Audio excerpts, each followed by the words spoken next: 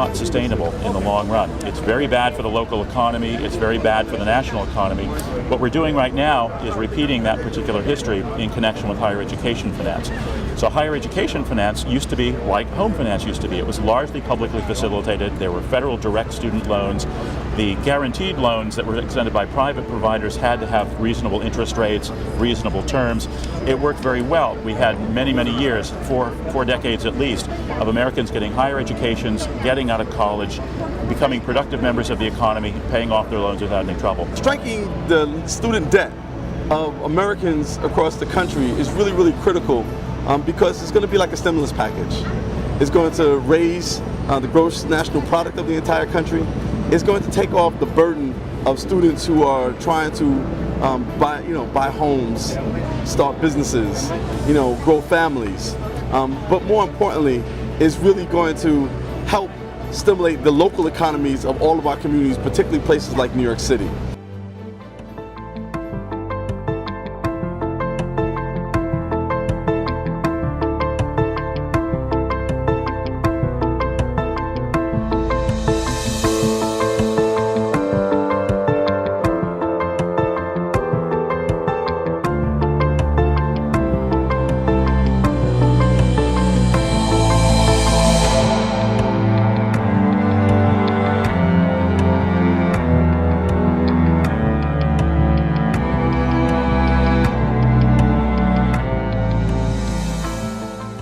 Student loan debt, as you know, is a major concern for recent college grads and even some not so recent ones. We've been talking about it for years now.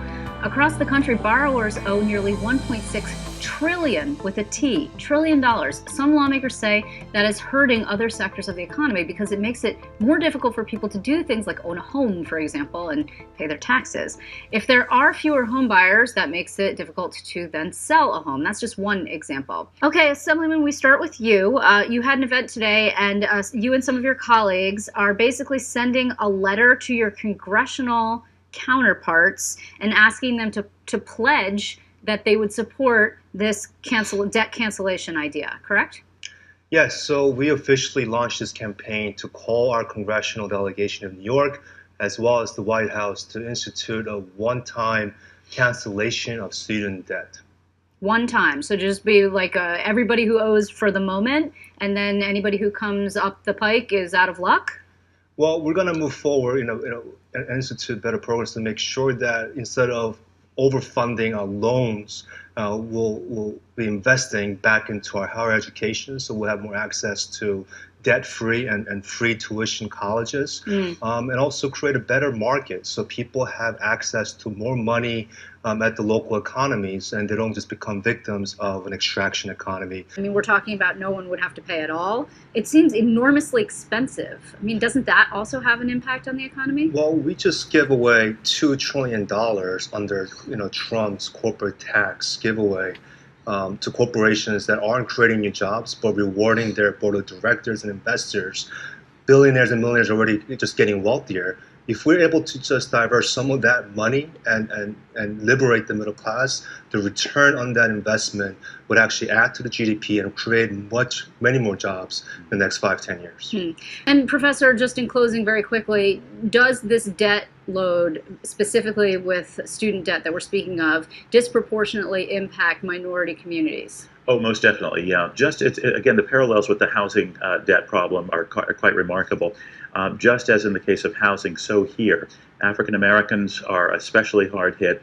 Latino Americans are next hardest hit.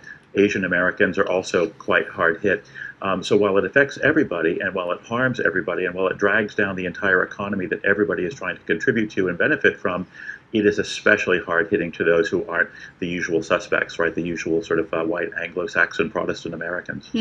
Well, I thank you very much. This is going to be among the many interesting issues that will be bubbling up in the next session in 2019. Assemblyman, we'll have to have you back and discuss this legislation when it materializes. I thank you so much, and Professor Hawk, I thank you.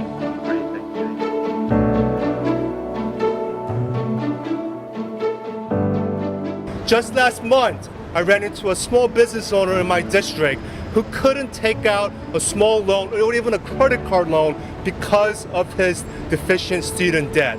Yesterday, I was sitting down with my neighbor who went to college a little bit late, but she took out a $20,000 debt, and for years she's been only paying off interest, barely making it to the principal. Look around you, there are a million of these stories in New York City. There are a million New Yorkers who have student debt, and up to the United States of America, there are currently 44 million Americans who owe nearly 1.6 trillion in student debt. And in this country, we can do better. You know, we call that predatory loans, and we should see that in terms of what we're looking at in terms of these education loans. They're predatory because, you know, a lot of times in this kind of high income inequality environment that we're in, a lot of people that borrow these loans have no means to pay them back. And if these creditors are making conscious decisions to saddle these people with this kind of debt, we have to call it for what it is. They're predatory loans. Right now, nearly a quarter of Asian Americans live in poverty in the city, the highest poverty rate across all ethnic groups. Many Asian American families struggle to figure out how to financially support their children's higher education. Contrary to the model minority myth, not all of our students are guaranteed Ivy League educations and careers. In my community, the New York City Bangladeshi community, because of the rising cost of higher education, on top of taking on student loans, many college students resort to taking 1 to 2 or even 3 years in order to work and make enough money to afford school and support their family. This is detrimental to students. It prevents them from gaining experience for their careers and delays their entry into the job force. This is why we're all out here asking the White House and the New York congressional delegation and candidates to publicly support the cancellation of student debt.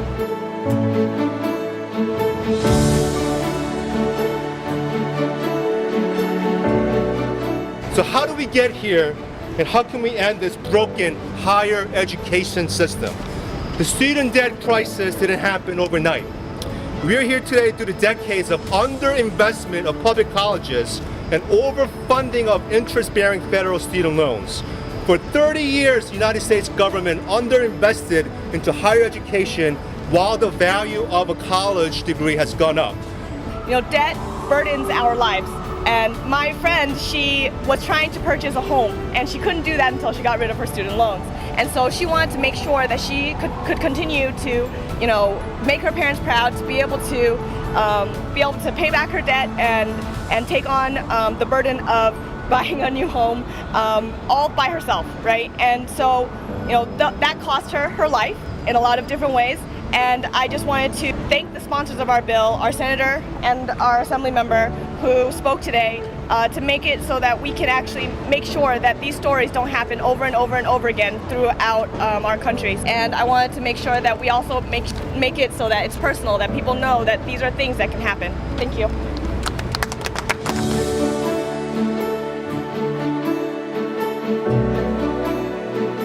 You've heard from Assemblymember Kim and Senator Parker how this problem adversely affects communities of color, immigrant communities, even worse.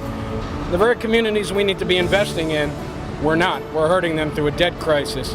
Imagine a forgiveness program.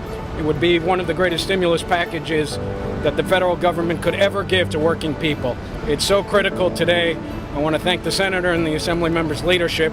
We need to task this to our candidates at federal level and make sure the next Congress, one controlled by Democrats, pushes this as a true reform agenda to get our economy back to where it could be. Thank you. Everybody's been fighting against public budget cuts for an economy that works for everybody. Student debt is now $1.6 trillion. Organizers and activists will not stand for lip service. We struggle and take real risks, and we want real justice. The fight against austerity will intensify in the months and years to come. We can count on it. We know that in an era of mass wealth inequality and in an economy that's starving more and more people out, we are in the fight for our lives. We're pleased to support Assemblymember Kim's efforts to abolish student debt. This is an important step in the fight against austerity.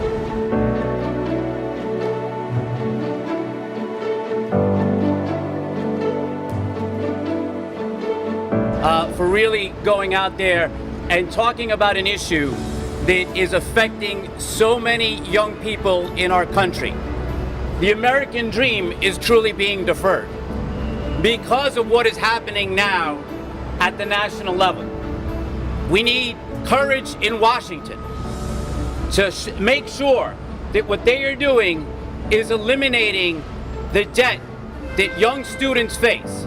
As my colleague from Manhattan said, CUNY used to be free.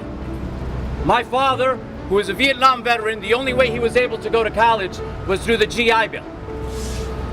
This is one of the most critical moments in our country's history, where we are looking at a president who was willing to, who could have actually signed off and eliminated college debt. But instead, he signed off on a major tax reform that actually rerouted $1.5 trillion to the wealthiest Americans than he does about the future of where we're headed. We can't gamble with the future of our economy, and we can't gamble with the future of the education of our young people. We can no longer go and neglect what is going to happen to the generation that's coming up. It is our responsibility to make sure that they have a pathway to a bright future.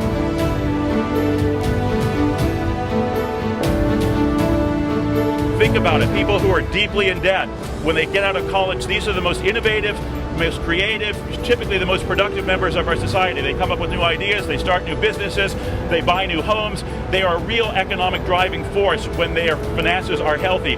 But we've made it the case that their finances are unhealthy. They're so in debt that they're not buying homes, they're not starting businesses. In fact, they're just scraping by, trying to figure out how they're going to pay off those debts. The best thing that we can do for the productivity of the country, the productivity of New York, as well as for the good of the debtors, and ultimately even in the enlightened self-interest of the creditors, would be to strike the debt now, start over, go back to the way we used to do education finance, just as we ought to move back to the way we used to do home finance as well. Thanks very much. We also need to think about this in a historical context. I think about my father, who was raised, he had two brothers and a single mom. The only reason he got to college was CUNY was free.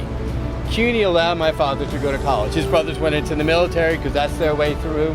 My father had an opportunity to go to college. I learned from that experience and went to college, and my debt really burdened me for years, but I was able to manage that because I went to CUNY. I could have affordable debt. My children, my daughter's in college right now, and the amount of debt that they are accumulating, the amount of loans that they need, the amount of what college costs in the United States today has gone up so astronomically that they can't get out from underneath this debt. So we need to think about the future of our families. We need to think about the future of friends. We need to think about futures of people who want to live in our city and live in our state, and think about how our country is going to treat them. The first and foremost thing that people have to struggle with is their student debt. People who get through college, whether they graduate or not, whether they go through a private school or a public school, debt is so burdensome they can't get through. We need to act. And Congress needs to act now. I want to reinforce, this is what Congress needs to do. We need to have them cancel the debt. We need to have our congressional delegation be a champion here. And we need to stand here as New Yorkers and say, this is a priority for our future. I just want to echo a lot of what our electeds have said, that this is, in essence, an economic stimulus package. If you were to strike the debt and to unleash the potential, especially of our youngest generations, so that they can become future home buyers, small business owners. They can start new cutting-edge technologies and business and research. And so this is one of the best things we can invest in our country, not only because it is also for our youngest generation. I believe the support for canceling student debt is the ultimate litmus test for politicians and policymakers to see whether they're aligned with corporate politics and whether they're controlled by too big to fail banks in our society. For 40 years, the federal government has purposefully underfunded higher education while overfunding loans, so the public now is indebted. So instead of going to college for free at affordable rates through grant programs, now they have to borrow money, and it's up to the individual to finance their higher education. This was done through design. All the while, through the stripping of antitrust laws, and corporations and all these special interests are extracting as much money and value from local neighborhoods and our local communities as much as possible, while the federal government is putting people, enforcing them to borrow more money to survive. So this has completely gone backwards in the last 40 years. That's why we need to stand firmly and call on the federal government to do a one-time cancellation of student debt to reset the market so we can move forward in a better designed system. If the federal government doesn't respond, there are a number of different ways that we can advocate for this cancellation. We can look at the central banks and ask them that instead of just exercising your QE, what they call quantitative easing, whenever there is a global meltdown in the financial markets, why not do a people's QE? Why not give that money directly to the pockets of people so they can pay off their debt? That type of investment has a far better return on that money and investment than a one-time injection of money to commercial banks. Secondly, we can look at a number of those different local and statewide measures where we can institute measurements to buy and cancel debt, releasing and liberating the working families and middle class of this country. If we don't do this, we're going to be going farther into a hole where we can't recover. People are going to borrow more money and be in debt for life. There are everyday people who can't get married, who can't buy a home, who can't propose, who can't put food on the table, who can't, send their kids to after-school programs because they're in a lifetime of debt, and it's critical that we restart. This is going to take political courage. That's why I call this a gut check for democracy or for our politicians. There's so many people that want to keep us on this treadmill. They don't want us to get off the tread. They want us to keep the status quo. So they're focused on a lot of the symptoms that's caused by this root problem of a debt-driven society. The symptoms are divisiveness, hatred, anti-immigration, anti-LGBT, anti-woman. These are all symptoms of a deeper problem, the divisiveness that we're seeing in our country. If we don't address the core problem, we're going to continue to have these type of symptoms. It is very important that we unite and we react against the hatred of this country, but it's also very important that we address the core problem of how we got here. And if you look at the last 40 years, it's clear how we got here, and it was done through design, which means that we can redesign it toward a better system. Again, this is a gut check for our democracy, for politicians and policymakers, not only this country, but all around the world. People are fed up with the outgrowing, the out of control debt that every single human being on this planet is facing. 10 years after the 2008 crisis, we've almost tripled in household debt all around the world, while the mega banks, the big corporations, that only got bigger and stronger. The divide between the wealthy and the poor has widened, and the one clear solution is to strike debt and restart the system that is clearly broken and not working. I implore you to call your politicians and elected officials and stand with us. This is a gut check moment for all of America and all of the world. Strike debt, strike debt, strike debt. What do we want? Strike debt! We want it now! Everything that we do, everything starts with freeing the middle class and making sure that the working families are liberated. That's what striking debt is about. If not, let's just get one more rally. But what do we want? You want to strike debt, right? What do we want to do? Strike debt! Do we want it? Now! What do we want to do? Strike debt! Do we want it? Now! All right, thank you. Strike debt, and strike debt. Strike debt! Strike debt! Strike debt! Strike, strike, strike, strike, strike, strike, strike, strike. Yeah, strike debt! Strike debt! Strike debt.